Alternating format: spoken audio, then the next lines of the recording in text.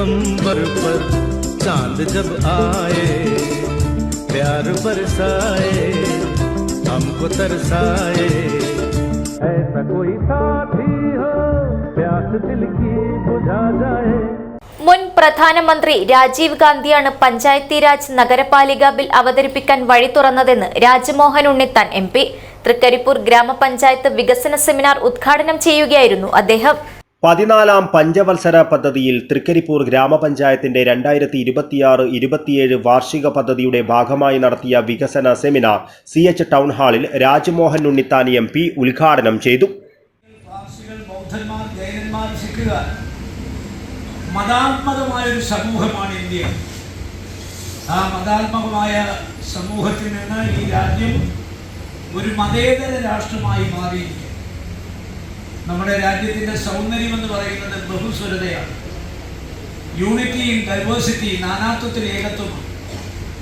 ഈ രാജ്യം മതേതരത്വത്തിൻ്റെ പാതയിലൂടെയാണ് മുന്നോട്ട് നീങ്ങുന്നത്.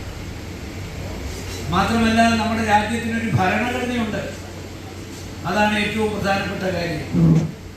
പഞ്ചായത്ത് ഭരണസമിതിയുടെ ഏറ്റവും പരമപ്രധാനമായ കർത്തവ്യം ആ ഭരണഘടന ജനങ്ങൾക്ക് നൽകുന്ന മൗലികമായ അവകാശങ്ങൾ, ആ അവകാശങ്ങൾ സംരക്ഷിക്കുക എന്നുള്ളത് ഒരു പഞ്ചായത്തിൻ്റെ ഉത്തമമായ കടമയാണ്, കർത്തവ്യമാണ്.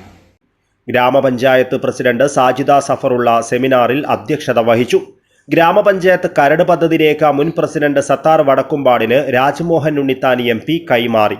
ഗ്രാമപഞ്ചായത്ത് വികസന സ്ഥിരം സമിതി അധ്യക്ഷ ഫാത്തിമത്ത് ആഷ്രിഫ പദ്ധതി വിശദീകരണം നടത്തി.